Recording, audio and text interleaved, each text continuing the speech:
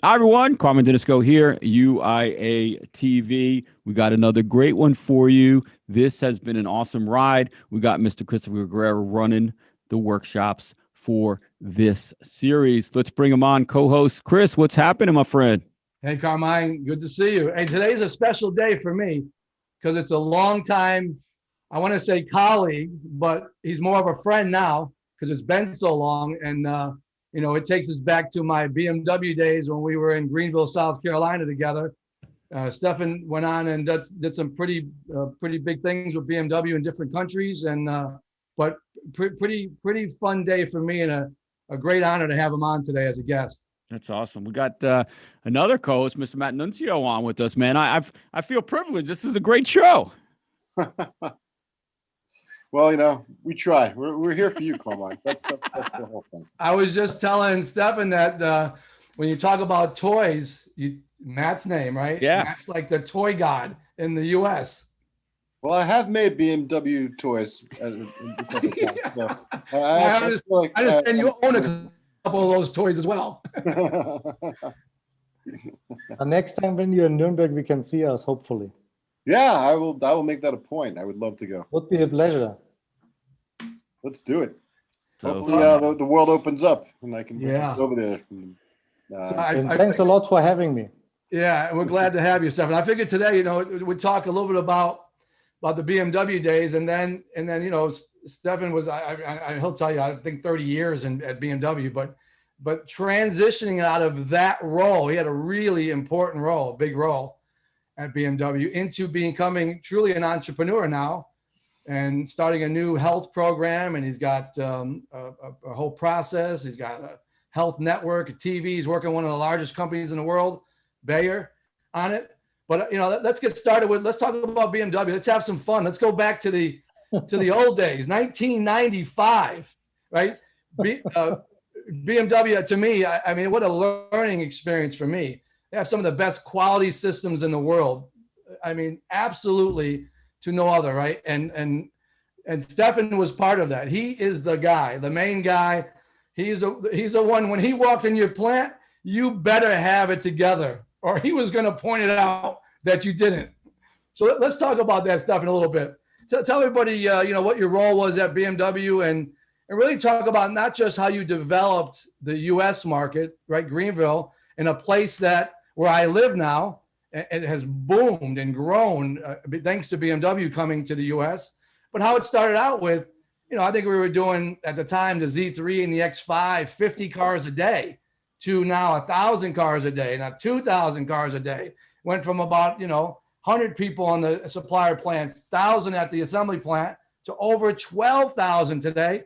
And our good friend Knut Flohr now is the president. That's quite right, Chris. I think it was a great time. I still remember it very well. That means when we started building the X5, the first one starting end of '96, and we had to qualify all the suppliers. I think you have been the plant manager at one of the suppliers, This is when we met together, and I think we had a lot of fun. It was a challenging time, definitely, to launch this product, but on the other side, we made it, and we had great success. And I think the most impressive thing for me was actually the volume increase of this car, I think we started with 200 something a day, and then it goes up to 300, 600, 700, 800. And this is something which is quite an achievement, I think, And with all the process optimizations which we did, and challenges we had, doing this the first time in this amplitude also for BMW, that means BMW had a plant in South Africa, which was by far smaller, and then the US plant was the first bigger plant outside of Germany. And I think this was a big challenge.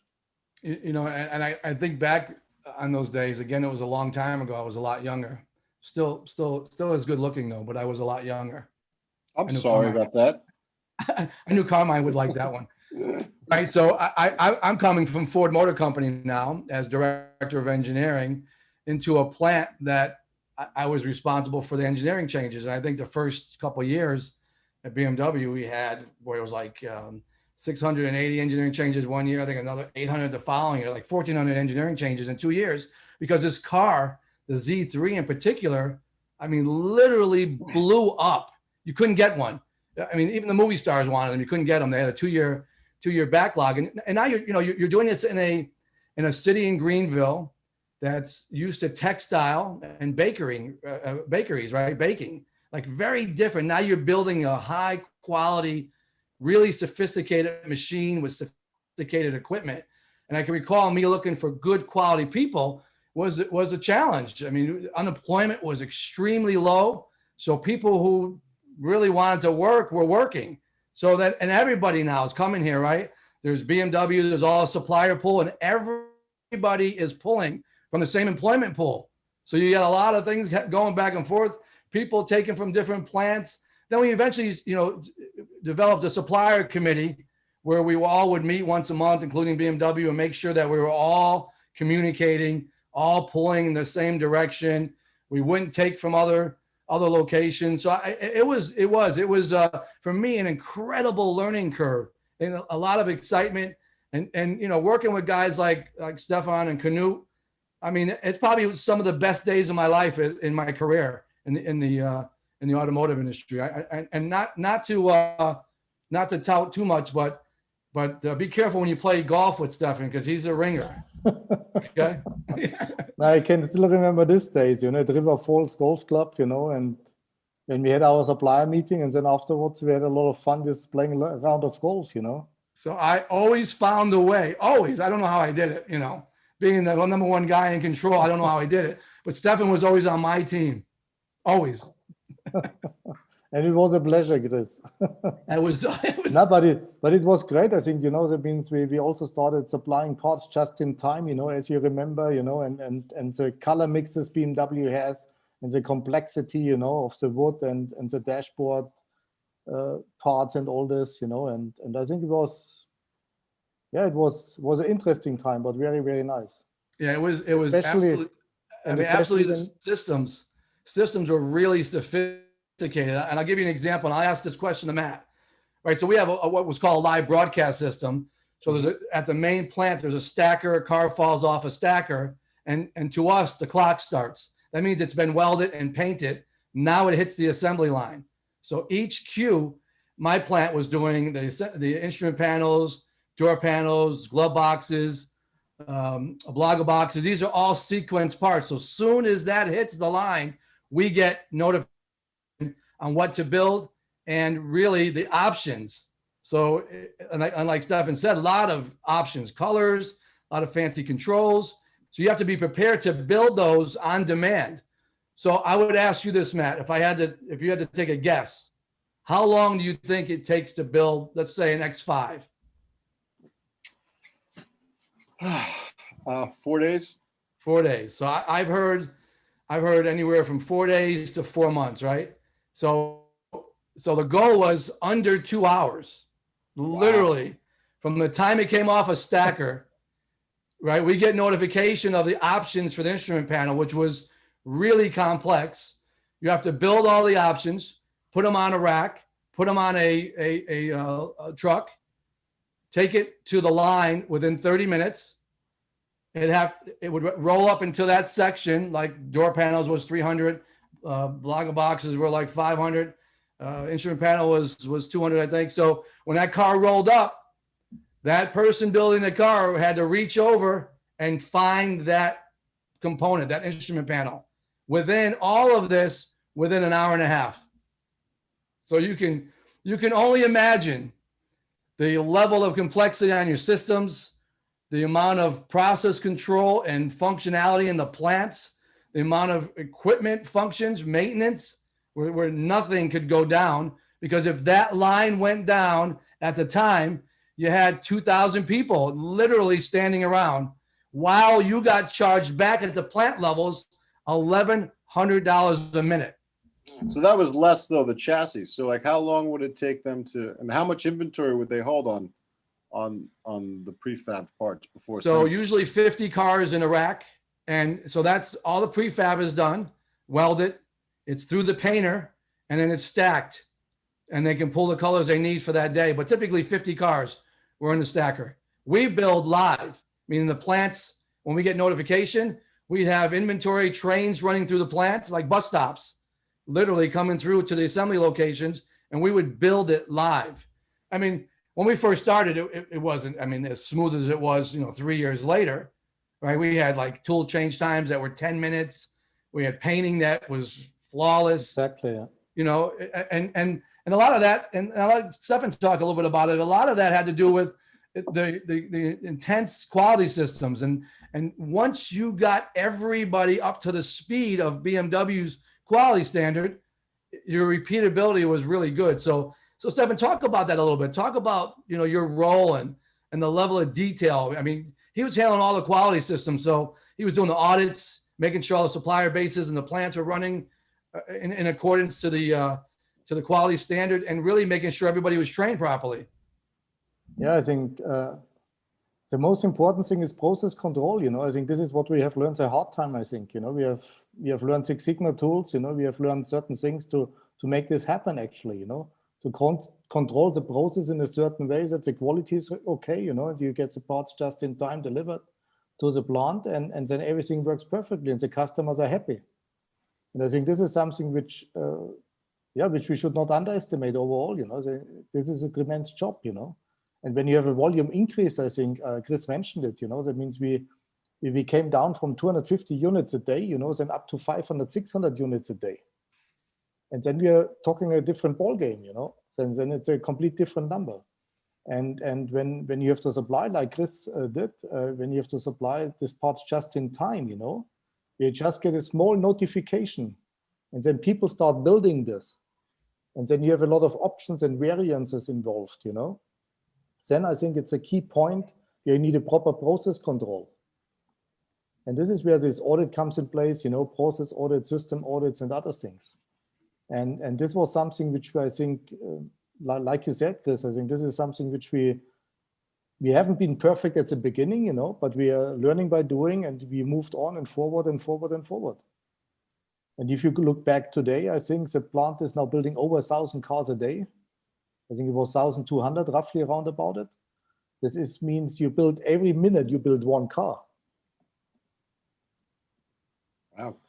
And then this how is much something. is the demand? And for wrap your head BMW? around that for a second, right? Yeah, I'm just curious how much the demand for BMWs has gone up in the past 20 plus years. As when I've I been a started fan for a long time, but I don't know how much. When I started with BMW 30 years ago in 2016, that means I started in 86. BMW was building roughly around about 600,000 cars a year, 500,000, 600,000 cars a year. And now they're building 2.4 million. Wow. That means, I mean, if you think about it, right? They have the X1, 2, 3, 4, 5, now even the X7. They have a 1 series, 2 series, up through the 8 series. Back in the day, the X5 was new. You had the Z3 was relatively new, but you had the 3 series, you had a 5 series, you had a 7 series. So now you have, so they've marketed and spread it out so that every person has an option across the board to afford a BMW. Yeah, I got mine the engaged. other day. They gave me a 2 series. I was like, okay. Yeah. yeah, we can go with this as a nice M2, for example, Yeah, I mean, you think about it, it's pretty intense when you look at, even when I had the plant, we went from 50 cars a day when I left, and there was about 100 people to almost 900 people in that plant doing 500, 600, 700, and we start really ramping up full load, 700 cars a day. Now BMW at the main assembly plant, I was just there with Canute. They have a separate building now for the X4 and 5, and they do all the X's. And if you drive down the highway on 85, it's all BMW. I mean, literally, you see the plant, and there's this all the way down. There's suppliers, there's the feed into the plant, there's offices. It's just I can recall coming back down here in 95, looking at that now from 95. This whole area is absolutely boomed. I mean, you're like me even coming back down after not being here for a while. I couldn't believe like the West Side and you just even seeing how big BMW's gotten. It's insane. So when you look at the intensity of a car dropping down on the stacker, you having to deliver that car to the line within an hour and a half, even sooner, and then it being fully assembled now in 2 hours, then going out in the back and doing a road test, it's pretty intense. And it's not just, you know, during the day. I'm getting calls at 2 o'clock, 3 o'clock in the morning when there's a problem, because it's running around the clock. The third shift had to be just as good as the first shift. And everyone knows the troubles on third shift, but your efficiencies and your quality systems and standards had to be equally as good as the first shift, and they were all measured that way. So it was, yeah, I'll tell you, it was big time learning curve for me, incredible intensity, but it was the best time of my life. And then I think what we also had, we had a lot of joy, you know. I think the city Greenville was booming, you know, at this point in time, you know, growing. And I think the event which I liked the most was the homecoming of the Z3. It means the plant had at this time built the Z3 Roadster from BMW. And then every year we had a homecoming of all the customers. And then from year to year, more and more people are coming. They're coming from Alaska, from all over the world, more or less, of North America. And this was, I think, one of the greatest joy events which we had. And then going through the mountains, you know, in North Carolina, there's a Blue Ridge Parkway and all this. I think this was awesome. Yeah.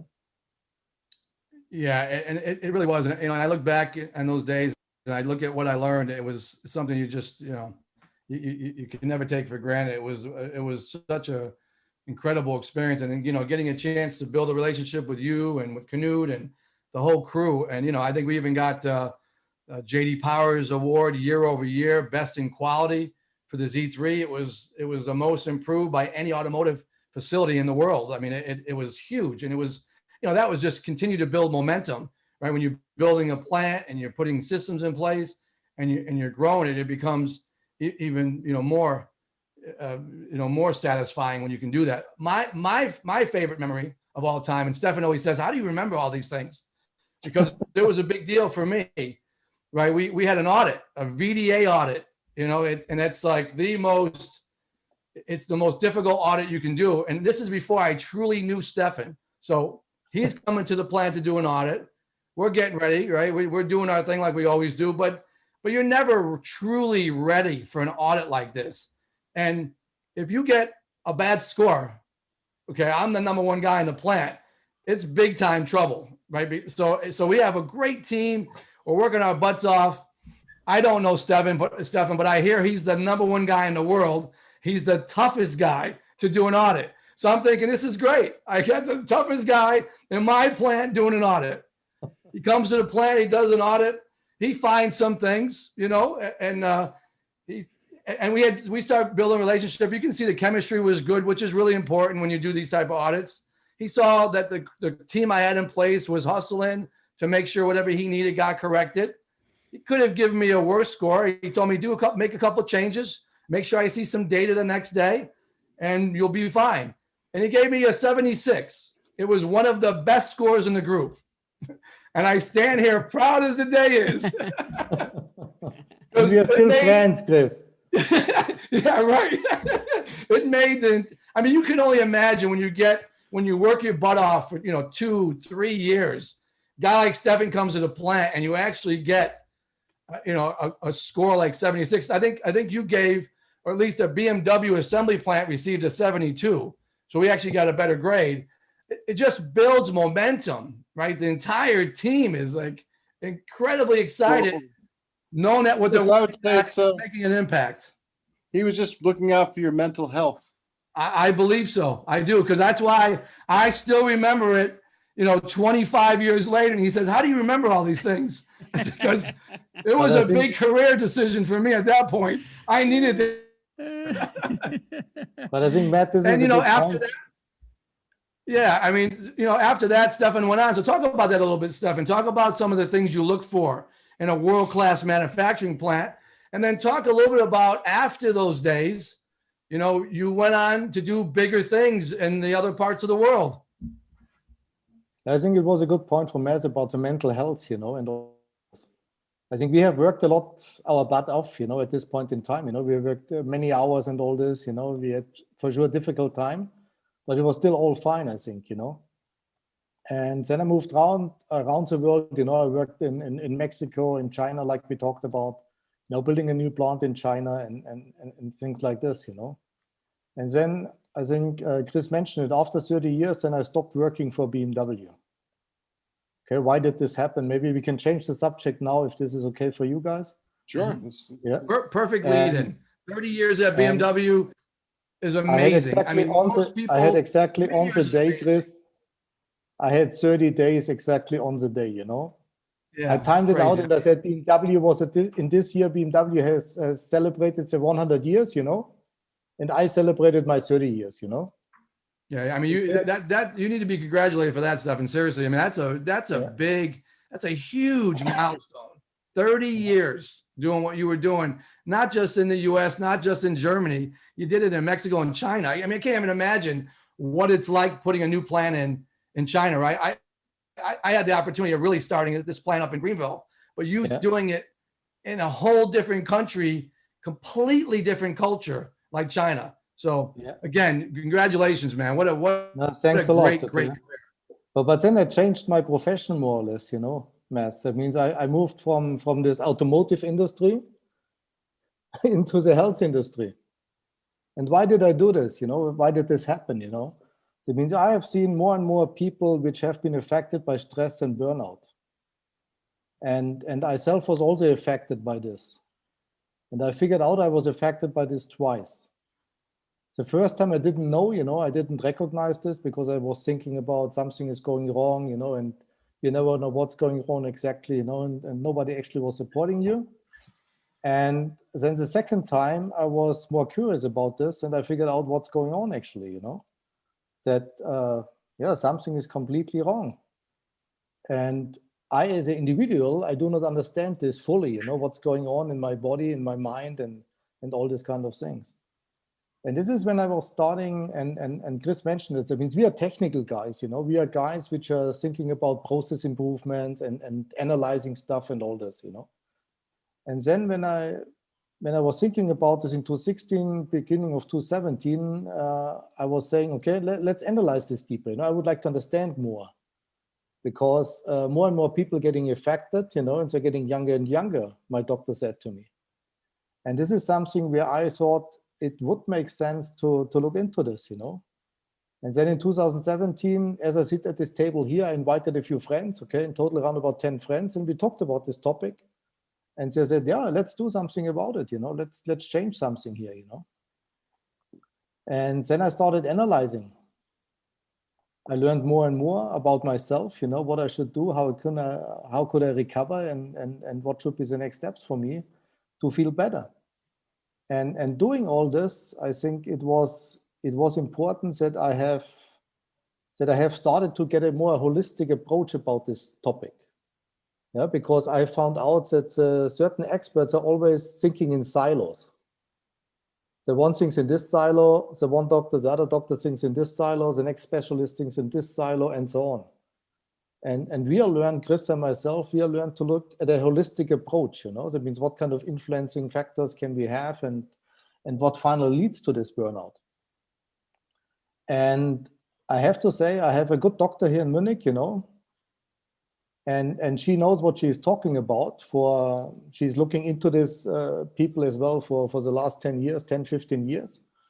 But we both made a quite interesting experience together. And I would like to share this with you in a minute, or for a minute. That means when I went to her and I said, I'm not feeling well, you know, something is wrong and I should do something about it. Then she said, yeah, let's check some medical values, you know. And then we checked the medical values and then we found some deficiencies and all this, you know, and then afterwards I still struggled, you know, and I was getting myself into this more and more. And then 1 year later, it was exactly 1 year later, I told her we should check this and this parameters as well, you know. And then we did it, and she was shocked that I was actually this bad in a condition, so-called. And then I asked her and said, okay, why didn't you check this parameter before, you know? Then she didn't give us the impression. And this is something where I said, oh, my goodness, if I don't give you the impression, maybe other people don't give this impression as well. And I found out that the humans are actually not entitled to give you this impression because otherwise we would look weak, you know, and the tiger would eat us up in a minute.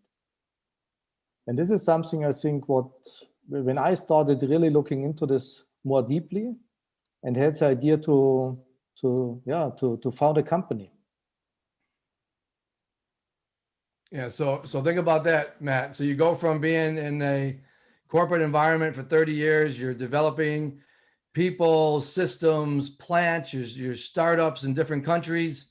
And now you transition out of that into a completely new entrepreneurial role, right? So Steffen finds that he has a health problem, and most people go to the doctor and then they're done, right? Steffen's the technical guy, right? He's the systems guy. He's the Six Sigma guy that says, no. He's like me. I want to find out why. What are the real reasons behind it? Well, And then he starts developing a program himself. Yeah. Yeah. So talk about that a little bit, Steffen. Talk about this program now. That was born from you not feeling well on the health side and really wanting to understand more on why, and which led you now into a whole new category, a health category, and a program that analyzes it. Yeah, actually, it was a tick in the box, more or less, when I thought about this.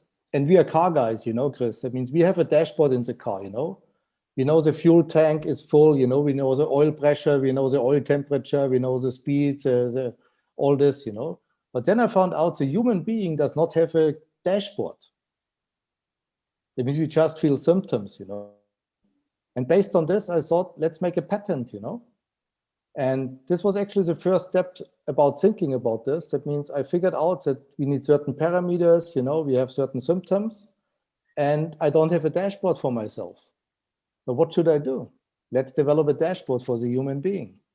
And I called this dashboard Health Quotient Index, because I know there's an IQ, as you know, the intelligence quotient, there's an emotional intelligence, and then I said, let's make an HQ.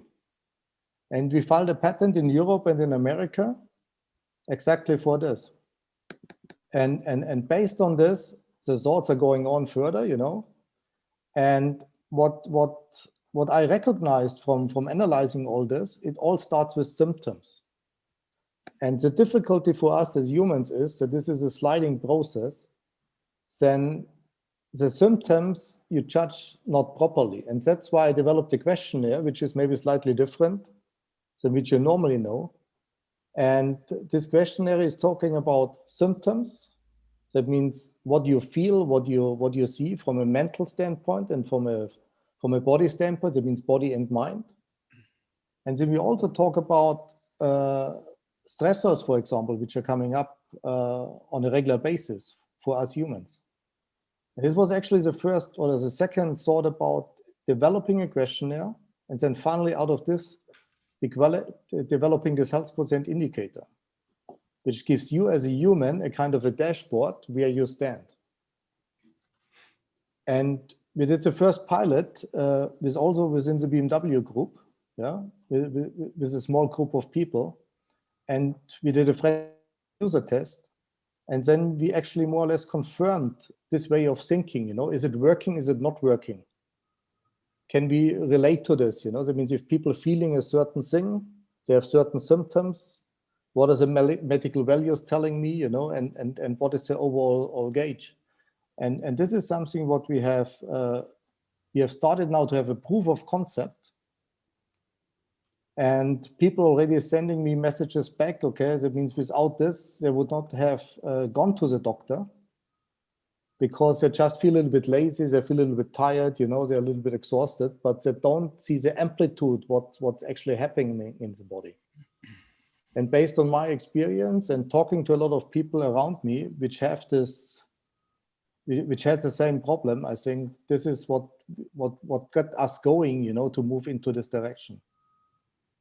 Can you give some examples of what you're analyzing? Say it again, please, Mark. Can you give some examples of the sort of things you're analyzing? The examples what I'm analyzing is I'm looking for the balance, I'm looking into the symptoms heavily for body and mind.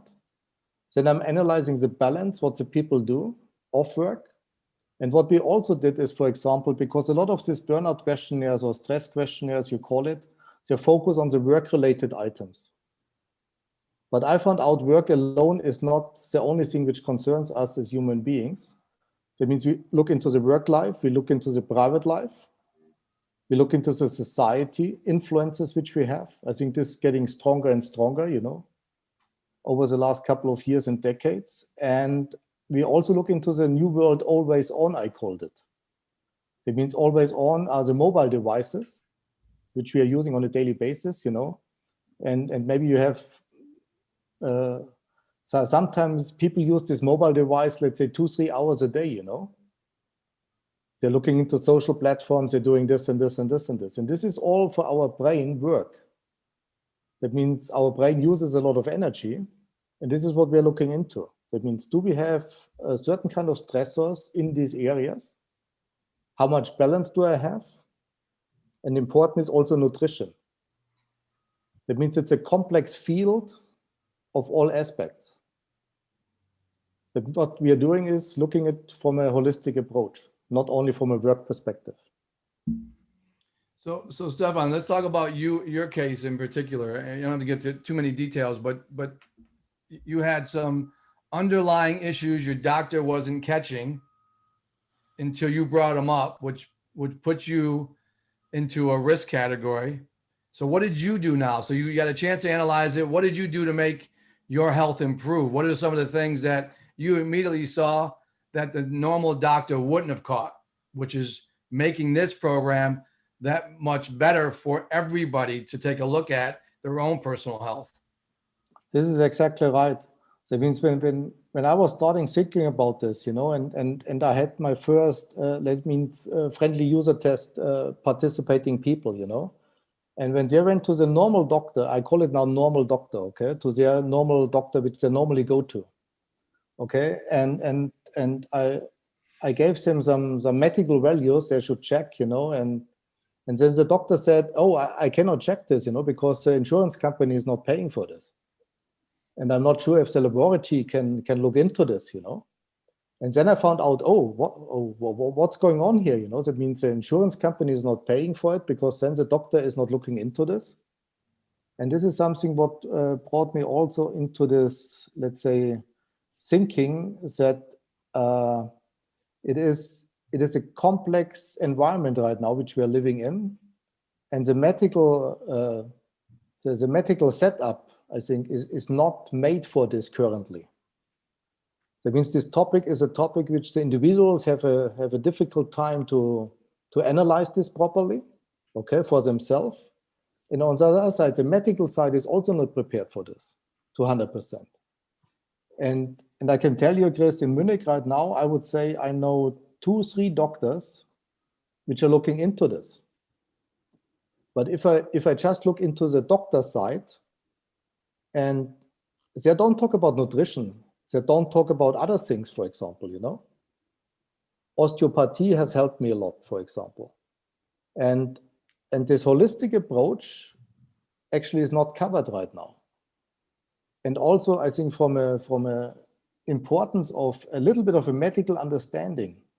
That means what I figured out today with the knowledge I have gained now today, which I would like to share to others as well, is that I have gained so much knowledge about parasympathicus, sympathicus, amygdala, certain other organs in our body, what kind of influence does this have and all this.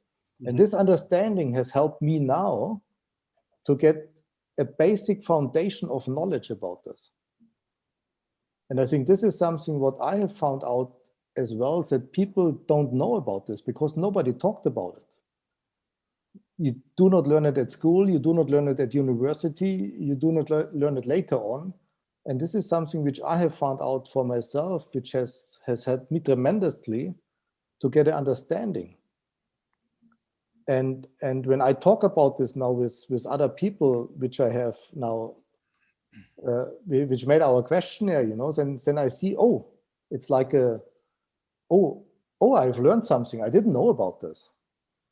Does this have really this impact? Yeah. And this is something which makes me proud actually currently as well, that we can help and support this. This is the people which are affected by it.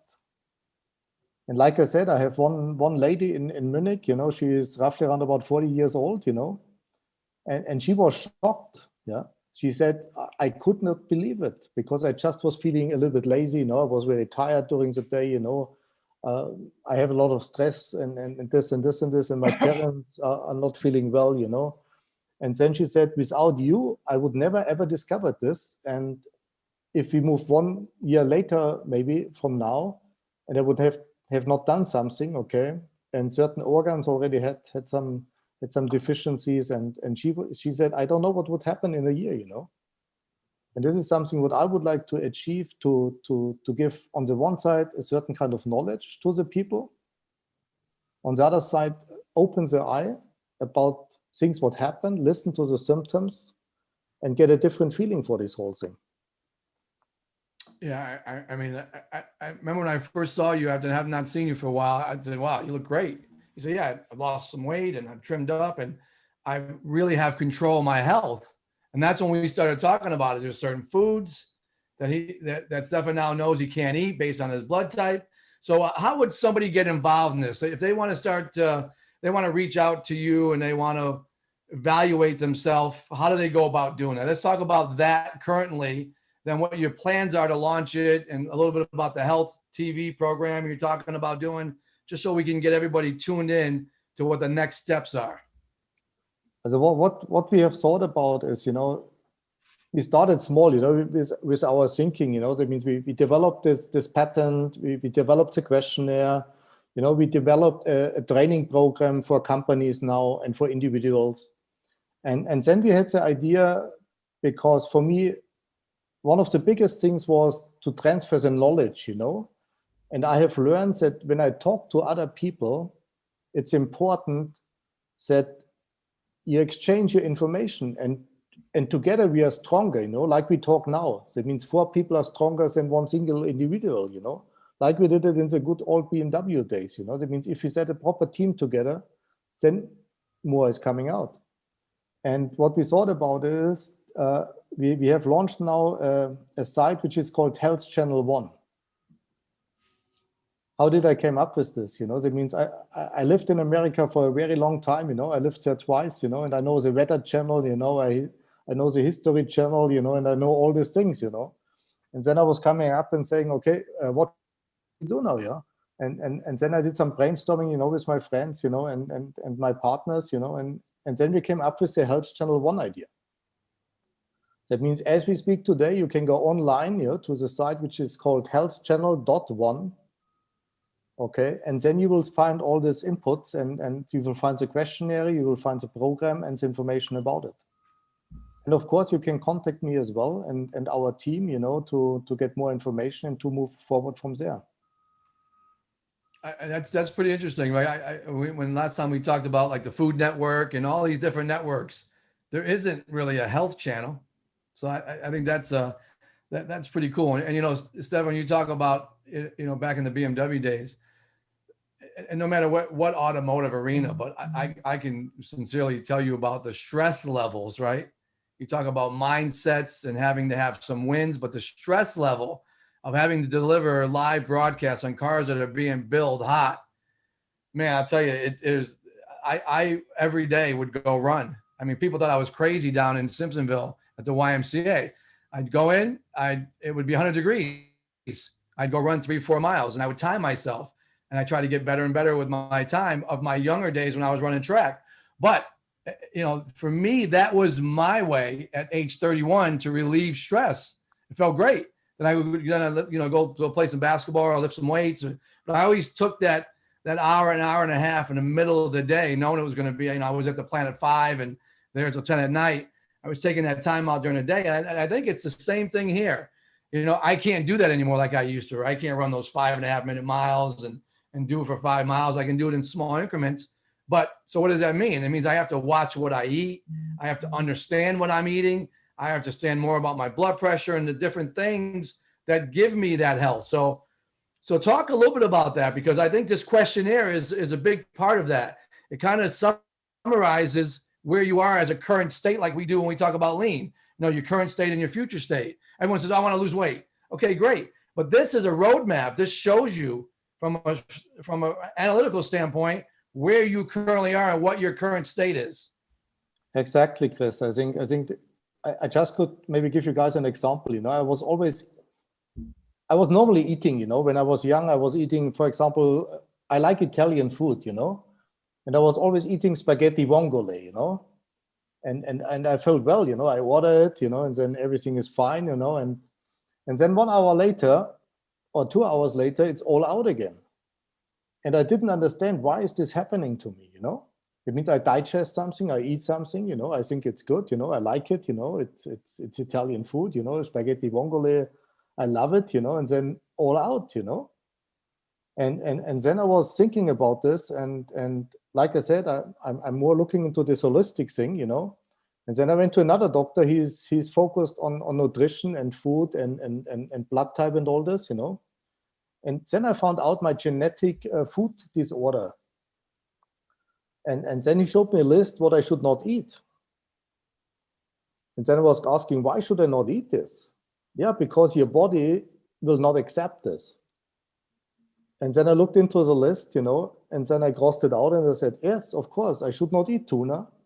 I should not eat pasta vongole, I should not eat this and this and this, because my body has a hard time to digest this, or doesn't want to have it at all.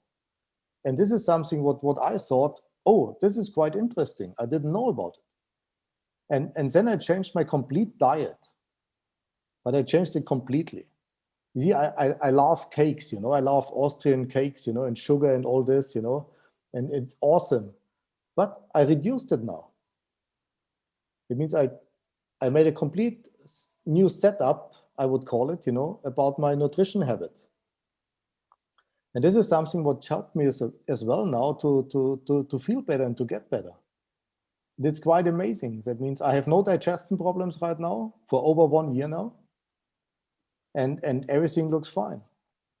But interesting for me was, again, that the doctor I'm going to about the burnout, she doesn't talk about this. I have to go to somewhere else. It means what I did more or less, Matt, was I looking, and Chris, I was looking into this whole thing again from a holistic approach. Okay. What are all the small little elements? Yeah. And what should I do? And in the meantime, I watched a lot of news programs and all this about nutrition, and are the vitamins and minerals are still in the food, which it was maybe 20, 30, 40 years ago. And I just saw a program about an apple from North Italy. And if the apple is stored too long in a cold fridge, there are no vitamins and minerals are more in this apple. It's gone. That means just the apple is a small little tiny sugar bowl. Yeah, but there are no essentials anymore in this apple. And this is something which made me think as well. I think we have to communicate this more openly. We have to share this information with other people.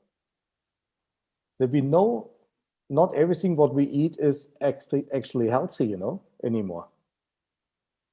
And this is something I think what Chris was mentioning, when we talked about certain issues, and you have to get a better basic understanding. And this led me to a topic. I don't know if you have heard about mitochondria? No, I've not. You see, I just explained this maybe for a minute, Mitochondria are small bacteria. These bacteria are in our cell. That means we have millions of cells, billions of cells, and we have even more bacteria, mitochondria. And this small little mitochondria bacteria has its own genetic information in it. That means you could say it's its own animal or something like this. It lives in our body and produces our energy, which we need on a daily basis. And this energy is called ATP. So that means the mitochondria, they need nutrition. They need minerals, vitamins, fat, and carbohydrates. And if one element is missing, for example, one vitamin or one mineral is missing, then it cannot burn. That means the gasoline, Chris and myself, we would say the engine is not running smoothly anymore. Okay, there's something missing. And then you produce less energy. And I was completely shocked by the amount of energy the body produces per day. And I'm like I said, I'm a technical guy, That means we eat something, and then this mitochondria produce the energy, how much energy do they produce? They produce the weight, what you weight, they produce as much energy every day. Yeah, so I mean, think about that, Matt. What a different perspective, huh? I mean, there's so many things you can relate to. Like we talk about Lean and Six Sigma and data analysis, and I find myself in everything I do now, when I have to go back and fall back to something that I'm really good at, I always go back to data. And here's a guy that's been working for a company for 30 years around the world now, has translated all of that knowledge into a health program. I mean, it's pretty cool. So basically, I'm finding out that perhaps I should get off my diet of pure Burger King. Yeah, maybe you should do this. You know, this is a very good point. You know, I think maybe I'm not sure if it's a funny story anymore, but I was also eating with my kids. You know, I went to Burger King, I went to McDonald's. You know, and we got these packs and all this. You know, and the kids played with it and all this. You know, it was a lot of fun. You know. And then when I changed my diet and all this, you know, and I didn't do this anymore, you know. And then I went to Stuttgart, you know Stuttgart, it's around about 200 kilometers from Munich, you know, where I live. And then we went, Susanne and myself, we went to the Burger King. And then I was eating a Doppelwhopper. Yeah. Okay. And I can tell you, the night killed me nearly, okay? Because my stomach didn't want to have this small bomb anymore, you know, and it put it out, you know, and this was really something where I said, okay, I'm listening now more a little bit to myself, you know, and get a better understanding, a better knowledge, you know. Well, I can relate to what you're saying, mostly because my youngest son actually happens to be a type 1 diabetic, and that is a perfect example of what you eat affects you. You know, directly and in some cases immediately. So ever since he was diagnosed, I have noticed like certain things that will within an hour make me sleepy or lethargic or give me way too much energy. So even though I'm aware of this, I don't really pay it much. I don't use the information as well as I should, but it's definitely something. Yeah, your diet absolutely affects you. No, definitely. I can tell you it has a high impact, you know, and we should not underestimate this. And these small little tiny bacteria, you know, which produce our energy, you know, which is something which I was reading a book, you know, also about, for example, when you're stressed a little bit, you know, or you have heavy stress, it means you wake up at night at 2 o'clock or 3 o'clock, you know.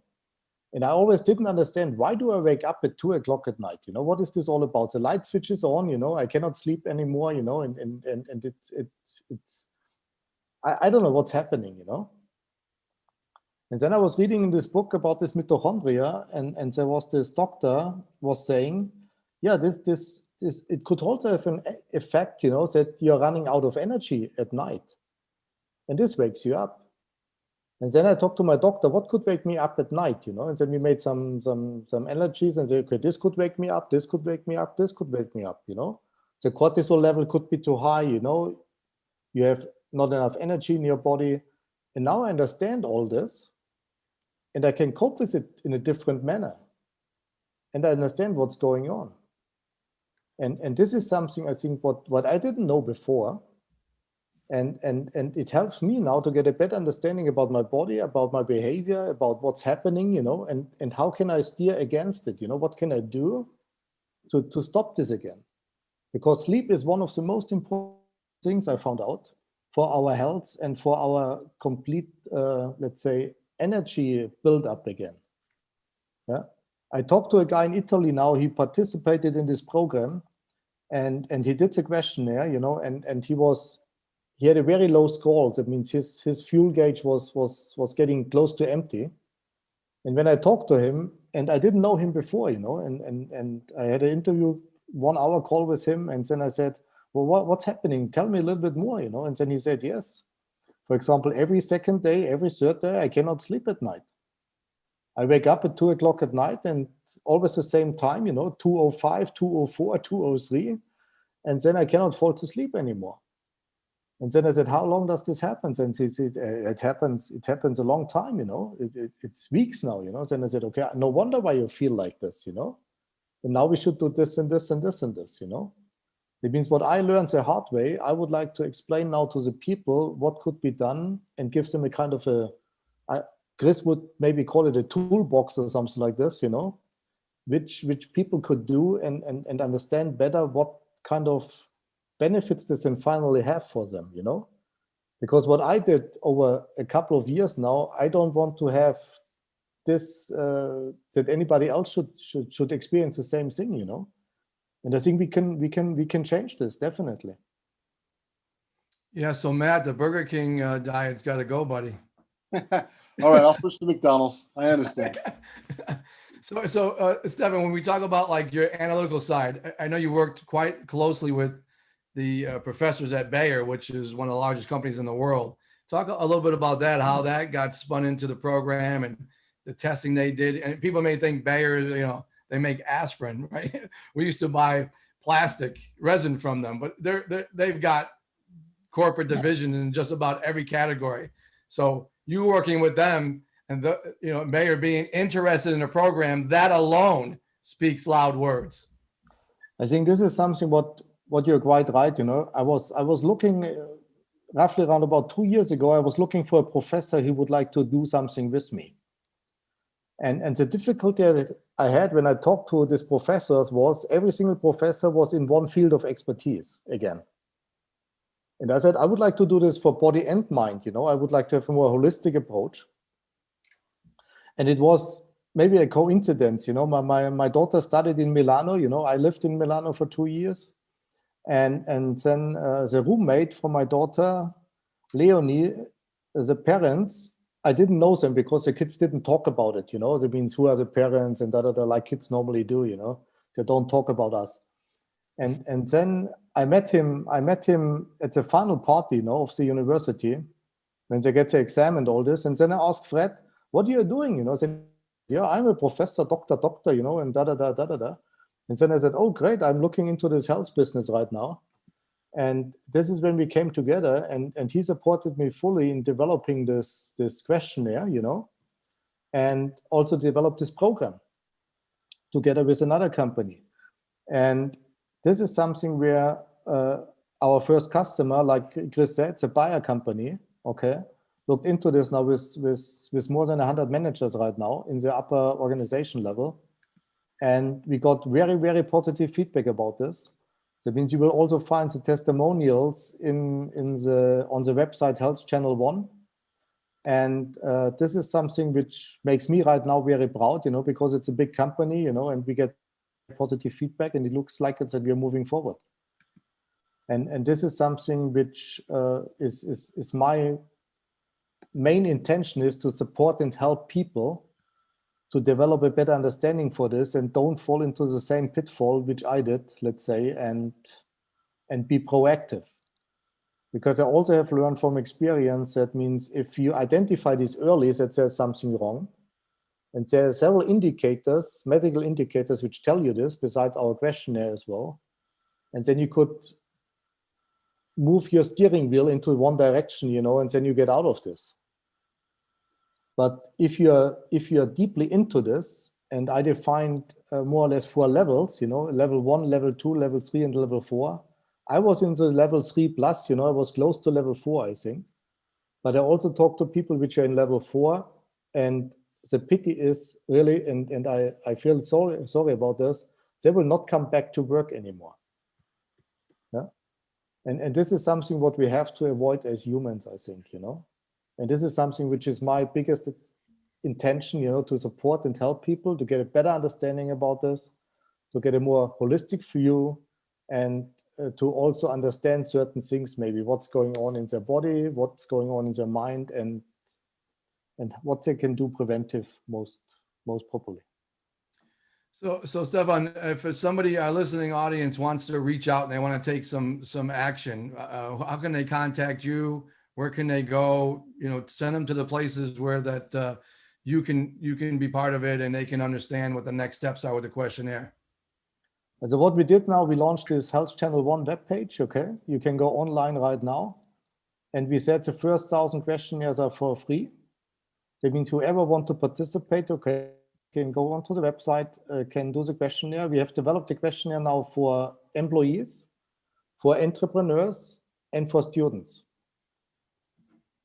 And this is what I can go on to, you know, you can click onto it, you can fill it out, and you will get your reply within 24 hours.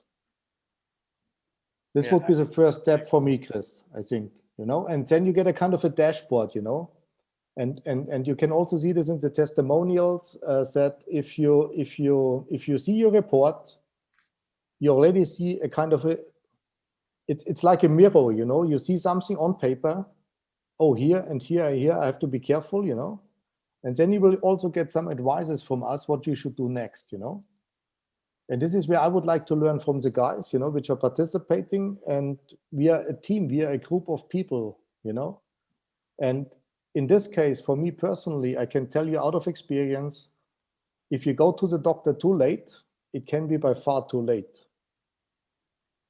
And we don't have the feeling and the sense for this. I call it now sickness, but it's not a real sickness, you know, it's just running out of energy. But this is something which is really, really dangerous, I think, and it could lead to a lot of problems. And then you can also book some courses and classes, which we are doing with Spire right now. That means we develop. Okay, great. So that's Health Channel. Beg your pardon? Oops. You cut out, Chris. So it's healthchannel.1. It's healthchannel.1, yeah. Okay. All right. And we cool. just launched it So today. Caroline, And we also have an Instagram account with the same name.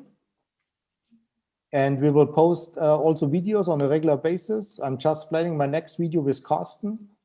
He's a friend of mine, also supporting this program together with Spire. He also wants to share his experience and his thoughts, you know. And I think we have to build up a kind of a platform and a community to support each other in a more proactive way.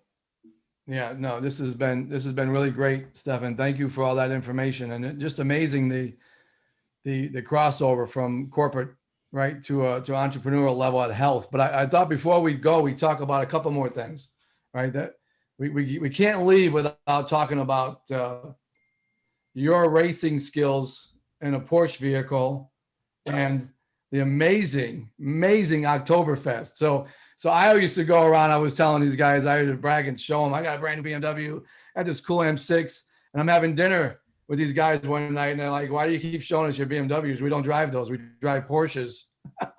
Now, I think what we should do tell is, us about your Porsches. and now we really have, I think we really have to plan this. I've learned now that Matt is more than, is at least once a year in Nuremberg, you know? Yeah? Yes. Yes. I know Brandy wants to go to Italy, okay? Yes. And you will follow her, okay? And Absolutely. then we can do the car thing together, you know? And we can play maybe with Matt small cars, you know? If he has one, you know? And then we can go around the racetrack, you know, and have some fun and enjoy it, you know? And then we get some positive energy from us, you know? That sounds like a great plan. This would be a great, awesome plan. And I think hopefully I look forward to this, you know, that we can do this sooner or later, hopefully. Latest next year, I would say. Yes. Okay. I'm all in. And before this, Chris, I would like to come to South Carolina, as you know, Greenville is always on my list, you know. Yes. And I can't wait for the next trip. Definitely. And downtown has changed again. They put in $1 billion center now. So where we were last time having dinner across the street by the river is you won't even recognize it.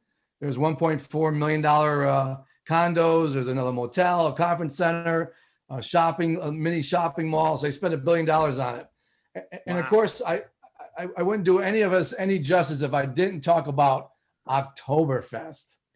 That is the most incredible experience I've ever been a part of. I mean, and I guess the Americans are the ones that visit the most, but every time, somehow I always planned a business trip to Munich during that time. Just unbelievable. I don't know. I don't know what do you want to add to that, but like to see, like literally it's like an amusement park. And then there's all kinds of beer tents, people dancing on the stage. It's just unbelievable. No, it's a great experience, I think. And when you come to Munich, okay, we should schedule this, you know, then we go to the Käfer tent, you know, It's a smaller one, you know, it's not one of these bigger ones, you know. They have music stages up and down, you know, and it's a tent which has open the longest time, you know. It closes only at 1 o'clock at night or something like this. It's the last tent which closes. And this makes it so special, you know. Yeah, I'll tell you, it was one of the most incredible experiences I've ever been a part of. I mean, if you haven't been there, you need to go visit it at least once in your lifetime. It's pretty cool experience. Not just the fact that there's a tent, and it's just the whole experience. To think there was a parking lot just weeks before, and it's a full blown festival. I mean, it's pretty amazing. I'm pretty amazed that I got a chance to do it a couple of times, and I'm happy I did.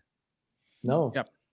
Looking forward to it. Thank you very much. The one great part about, being UIA board members is, we may have to go there and, really see how innovation is placed into some of these automotive industries. And, it would be kind of a business type trip for the UIA board. Oh, I think you're right. I think you're 100% right. Yeah. Okay, I think it's time to close it up on that note. Steffen, thank you very much for today, Steffen. That was really some really great information. And I'm personally proud to know you for as long as I have. You've become a good friend of mine, and really thank you. Really, really appreciate you joining us today. Awesome. No, thank you very much for having me. Okay, it was a great pleasure talking to you. Okay, also meeting Matt, thanks a lot. It was a pleasure. It truly was. Very nice talking about, and please visit our website, let's get this thing rolling, let's get it rumbled out, and move forward, and that we can support as many people as possible. Yeah, do it. I totally agree. Thank you so much, Steffen. We will catch you next time on UIA TV. You all take